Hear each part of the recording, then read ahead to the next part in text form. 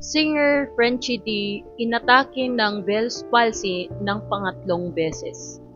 What's up mga ka-showbiz natics? Nandito na naman tayo sa bago nating video.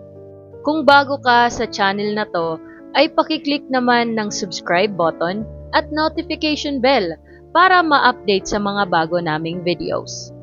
Ibinahagi ng singer na si Frenchie D sa publiko na muli siyang inatake ng Bell's palsy noong February 3, 2005. Ito na raw ang ikatlong atake sa kanya. Ayon sa Medical News Today, ang Bell's palsy ay paralysis or severe weakness of the nerve that controls the facial muscles on the side of the face, the facial nerve or the seventh cranial nerve. Saad ni Frenchie sa video na in-upload, Third Bell's palsy attack, kakaloka. So yesterday, habang nagla-lunch kami ni Habi, naramdaman ko na iba na yung panlasa ko. Ang sabi ko, ba't ganito yung lasa? Parang di masarap. And then mga after 1 o'clock, nung uminom ako ng tubig, naramdaman ko na tumutulo na yung water. So sabi ko, shucks, ito na. Bell's palsy na naman.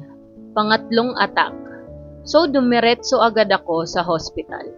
Sa Veterans Memorial Medical Center daw siya nagtungo dahil nurse daw doon ang kanyang kapatid. Lahad pa niya, so first pumunta ako muna sa endocrinologist ko. So pinakita ko yung labs kay Dr. Ligon. So tiningnan niya. And then sabi niya, wow, congratulations, may Bell's palsy ka na naman. So nirefer niya ako sa neurologist. So chinek nila ako kung Bell's palsy nga. Chinek muna kung may sensation ba yung parehas yung face ko. And then chinek kung pantay ba yung lakad ko. Pantay yung kamay ko, yung arms ko, and then okay naman. Pagbalik niya, sabi ng singer, medyo naiiyak ako kasi pinanghihinaan ako ng loob. Pero I know na maraming nagpre-pray for me.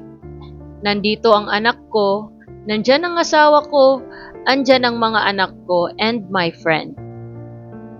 Lahat ng sumusuporta sa akin nandyan, so kaya ko to. Laban lang. Ipinakita rin niya ang maraming gamot na kailangan niyang inumin para siya ay gumaling.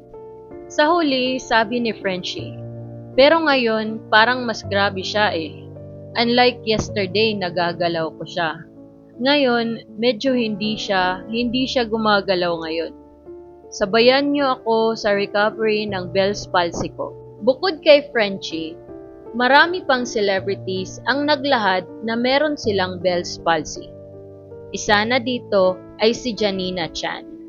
Noong 2016, sinabi ng beauty vlogger at TV host na si Janina Chan na natakot siya dahil na-diagnose siyang meron nito. Sabi niya sa kanyang vlog, I found myself so nervous and traumatized on the therapy bed. I actually felt claustrophobic with all the covers, the bright light, and with just how overwhelming everything was.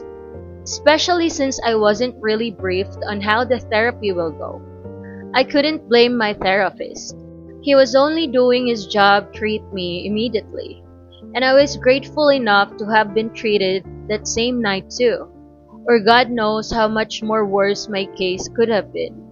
Taong 2019 naman, nang ma-diagnose ng Bell's palsy, ang dating After Image vocalist na si Wency Cornejo. Kapansin-pansin noon ang pagbagsak ng kanyang kaliwang mata at kaliwang bahagi ng bibig. Tila hirap din siyang noong magbigkas ng salita dahil sa dinanas na partial facial paralysis. Pero hindi ito naging hadlang para patuloy pa ring mag-perform si Wency sa tuwing kukunin siya ng ilang shows. Taong 2017, sinabi ng aktres na si Angelo De Leon na patuloy pa rin daw ang gamutan ng kanyang Bell's palsy. Sa isang post noong January 10, ipinakita ni Angelo sa kanyang followers sa Instagram ang kaliwang pisngi niyang sumailalim sa acupuncture. Saad niya, bruised cheeks, care of my Korean acupuncturist Dr. Marili, but all good because she had to pop the blood clot inside that was blocking the blood from flowing to my upper lip. It's my left eye and upper lip na lang that shows the Bell's palsy. Thank you for all the prayers. I know God is not yet done. I am still claiming and declaring complete healing and a restoration of my facial nerves in Jesus' name. Noong 2011, sa pamamagitan ng kanyang Twitter account, kinumpirma ng ABS-CBN newscaster na si Bernadette Simbrano na may Bell's palsy siya. Kwento niya sa defunct show na The Buzz, Linggo ng umaga sa Salamat Doc, meron tayong headset. Sabi ko, malakas yata ang earpiece ko kasi sumasakit ang tenga ko. Binaliwala ko lang. And then during TV Patrol at night, sabi ko, parang may mali sa mata ko. Akala ko yung kaliwa kong mata, twitch ng twitch.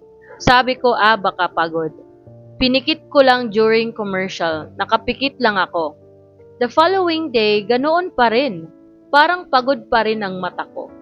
Tapos meron tayong meeting sa Salamat Doc at ang nakakagulat, ang pinag-uusapan nating topic ay Bell's palsy. Of all topics, Bell's palsy pala. So nagbiro pa ako, sabi ko baka ako ang case study sa Bell's palsy kasi nga ayaw nga pumikit ng isa kong mata. Mahapdi, iyak ng iyak, tapos yung isa pikit ng pikit. Maagap naman daw na nagpa-check up si Bernadette. Pag-check ng ophthalmologist, sabi ko, Doc, baka Bell's palsy. Chinek yung mata ko, sabi niya, wala kang mali. I think you should go to your neurologist. But prior to my appointment with my neurologist, I also talked with my chiropractor. Sabi ko, Doc, feeling ko I have Bell's palsy. Pag iyak ko, isang mukha ko lang ang kumukulubot. Iiiyak ka na. Napatigil ka pang bigla kasi na-conscious ako. Kumulubot yung isang one side of my face. That same day, pumunta ako sa neurologist, body test, taas ang kilay na ganoon, isa lang ang tumataas. Pinapikit ako, isa lang ang pumipikit. Sabi niya, you're right, you have Bell's palsy. Noong 2014 naman, inamin ni Ai de las Alas na nagkaroon siya ng Bell's palsy, ngunit inilihim niya ito noon. Sabi ni Ai, matagal po, 2 weeks akong hindi nakapag-shoot.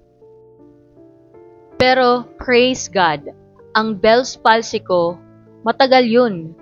Pero 2 weeks lang ang ibinagay sa akin ni Lord. Ginawa ng komedyana ang pag-amin sa press conference ng pelikula nila ni Kim Chiu at Zian Lim, ang Past Tense, noong November 11 sa Dolphy Theater ng ABS-CBN.